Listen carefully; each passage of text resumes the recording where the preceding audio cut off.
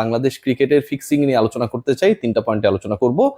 1 নম্বর point, ডানহাতি সেই batter, top order ব্যাটারের ব্যাপারে বাংলাদেশ ক্রিকেট বোর্ডের যে অ্যান্টি কারাপশন ইউনিট এবং স্বাধীন দুর্নীতি বিরোধী কমিশন, ফিক্সিং বিরোধী কমিশন যেটা গঠন করা হয়েছে, প্রপার নামটা অনেকটা এরকমটা না, আমি আপনাদের আইডিয়া দেওয়ার জন্য বলছি। তারা বেশ তৎপর এবং বাংলাদেশ ক্রিকেট বোর্ডের লিডিং রোলে এই মুহূর্তে যারা রয়েছে, সেটা বিপিএল গভর্নিং কাউন্সিল হতে পারে এবং একই সাথে বোর্ড পরিচালনার সাথে জড়িত শীর্ষ পর্যায়ে হতে পারে। 2 পর্যায়েই দে আর ইন আ ডিসিশন যে এই আইকনিক ক্রিকেটারকে কেন্দ্র করে যেই ধরনের নোটিফিকেশনস গুলো আসছে, নেগেটিভ নোটিফিকেশনস, অনেকটা মনিটাইজেশন অফ হয়ে যাওয়ার পরে কোনো একজন ক্রিয়েটরের কাছে যেই নোটিফিকেশনটা আসে, সেরকম নোটিফিকেশন আসছে, তার ব্যাপারে একটা সিদ্ধান্ত নেওয়ার সময় এসেছে। সেই ক্রিকেটারকে আপনারা কম বেশি আইডিয়া করতে পারেন, আমিও আইডিয়া করতে পারি। অ্যাকচুয়ালি আমিও ওই ক্রিকেটারের নাম জানি না, আইডিয়া করতে পারি। এটা একটা পয়েন্ট। দ্বিতীয় যে পয়েন্ট, 3টা বিষয় নিয়ে আলোচনা করবো বলেছে, মিনহাজুল সাব্বিরের কথা বলা হচ্ছে যে 5 বছরের জন্য নিষিদ্ধ হতে যাচ্ছেন এবং একই সাথে তার বিরুদ্ধে ফৌজদারি মামলা করা হবে কি হবে না সেটাও একটা প্রক্রিয়াধীন বিষয়ের মধ্যে রয়েছেন।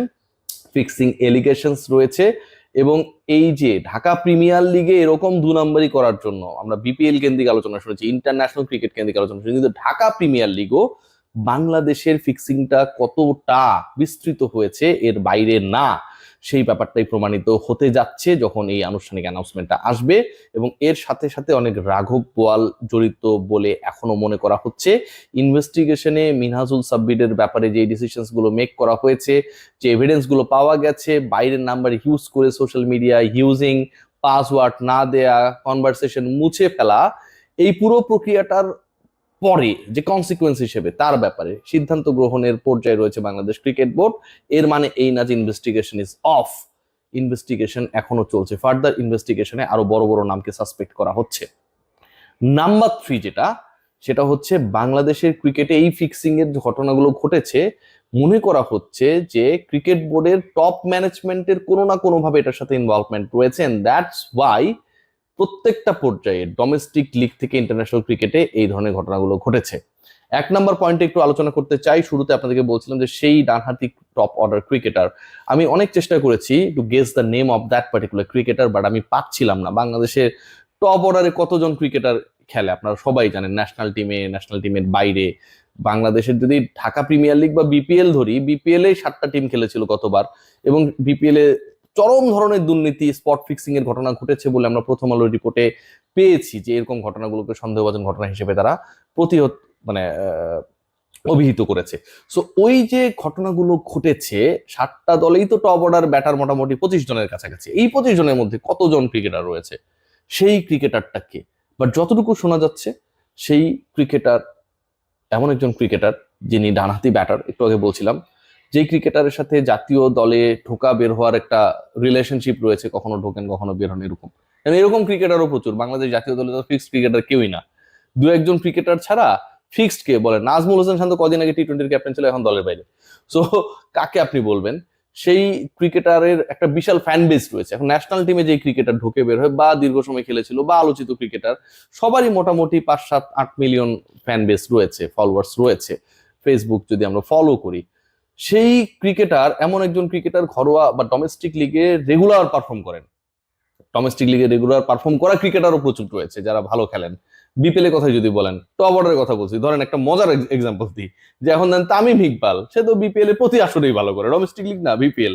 আপনি কি তামিম ইকবালের সাসপেক্ট করবেন? Definitely not.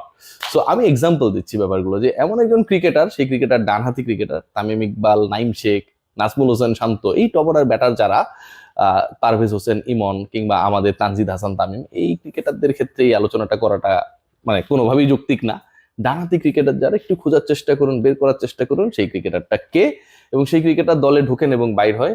আমি যে নামগুলো বললাম, সেই ক্রিকেটারদের আসলে এই এক্সপিরিয়েন্সটা হয়নি এখন পর্যন্ত, বা খুব কম, যে তারা আসলে জাতীয় দলেই খেলছে বা খেলেছিল দীর্ঘ সময় ধরে। এখন সেই ক্রিকেটারকে বাংলাদেশ ক্রিকেট বোর্ড তারা মোটামুটি কনভিন্স যে সে হচ্ছে মাস্টার মাইন্ড। অনেকে বলছেন যে তিনি নাকি এজেন্ট হিসেবে কাজ করেন। এজেন্ট হিসেবে কাজ করেন মানে হচ্ছে তিনি রিলেশনশিপ, এজেন্টের কাজটা কি? যে বিকাশ বা নগদে আপনার টাকা পাঠাতে চান না, এজেন্টের কাছে যান, এজেন্ট বলে যে ঠিক আছে ভাই, সমস্যা নেই কোনো, কত টাকা পাঠাবেন? বলে আচ্ছা ঠিক আছে দিতে পারবো।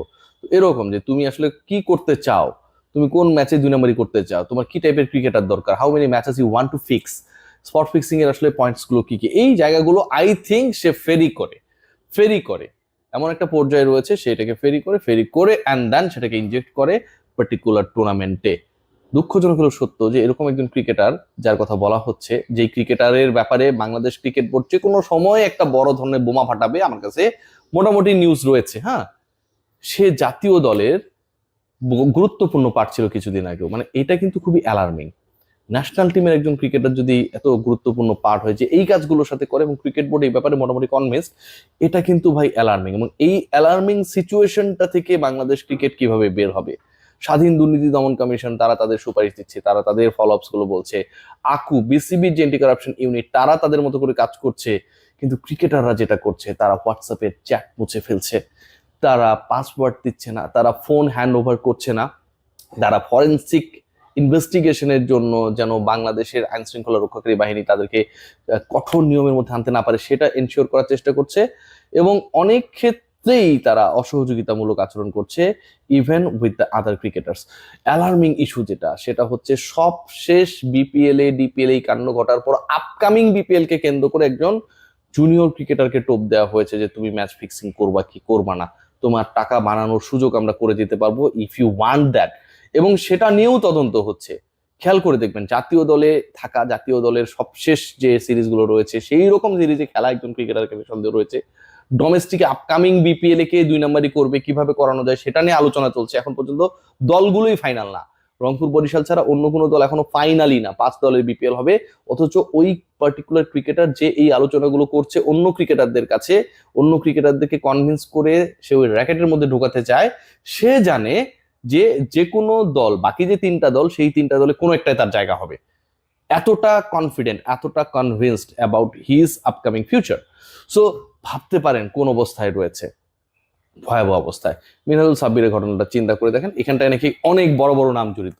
আমি জানি না সেই নামগুলো কারা কারা, ক্রিকেট বোর্ডের বিভিন্ন সোর্স থেকে যতটুকু জানা গেছে অনেক বড় বড় নাম জড়িত, এবং সেই ব্যাপারে further investigation is on. Bangladesh cricket বোর্ডের যে এন্টি কারাপশন টিম তারা সেটা নিয়ে কাজ করছে, এবং সেই ব্যাপারটা মোটামুটি প্রুফ হয়ে যাবে বলে আশা করা হচ্ছে। মিনহাজুল সাব্বিরের ব্যাপারে যে ডিসিশন, সেই ডিসিশনটা অলমোস্ট মেড। আমার কষ্টের জায়গা, আমার আক্ষেপের জায়গাটা হচ্ছে এখানটায়, যে বাংলাদেশের ক্রিকেট নিয়ে আমরা এত গর্ব করি, ক্রিকেট বোর্ডে এত হাজার কোটি টাকা রয়েছে সেটা নিয়ে আমরা এত গর্ব করি, অথচ আমাদের দেশের, মানে আপনি চিন্তা করে দেখেন, বাংলাদেশ তো জিম্বাবুয়ের থেকে উন্নত ক্রিকেট নেশন না। পাকিস্তানের কথাও যদি আপনার চিন্তা করেন, পিসিবির থেকে বিসিবির কিন্তু আর্থিক সক্ষমতার জায়গাটা কম না। ইভেন সাউথ আফ্রিকা বাংলাদেশের পিছনে, ওয়ার্ল্ডের 4th richest cricket board after India, England and Australia, সেই জায়গায় এই ক্রিকেট বোর্ডের ছায়াতলে যে টুর্নামেন্ট গুলো হয় সেখানে এই 2 নম্বরই গুলো হচ্ছে। কিছু কিছু ব্যাপার আমরা রাডারের মধ্যে পেয়েছি, কিন্তু এই ব্যাপারগুলো হচ্ছে। নাম্বার 2 যেটা, এই যে এত ভয়াবহ দুর্নীতির ঘটনাগুলো ঘটছে, ক্রিকেটাররা জড়িয়ে পড়ছে, এটার জন্য বাংলাদেশ ক্রিকেট বোর্ডের কোনো প্রোঅ্যাক্টিভ রোল আমরা দেখি নাই। আশরাফুল নিষিদ্ধ হবার পর যে ধরনের আমরা লিগেসি দেখেছিলাম, যে cricket board they were very much strictly convinced যে আমরা এটা হইতে দিব না, সময়ের সাথে সাথে সেই জায়গাটা বাজেভাবে নষ্ট হয়েছে, এবং সেই জায়গাটা নষ্ট করেছে ক্রিকেট বোর্ডের নেতৃত্বে যারা, তারা। আমিনুল ইসলাম বুলবুলের সামনে চ্যালেঞ্জ সেই নামগুলোকে ওপেন আপ করা। তিনি কি করবেন নাকি তিনি ভয় পাবেন? অন্তত সেই ক্রিকেটারের নামটা প্রকাশ করুন যিনি আসলে উপরে ফিটফাট ভেতরে সদরঘাট ঘটিয়ে যাচ্ছেন একটার পর দুর্নীতি নিপাট।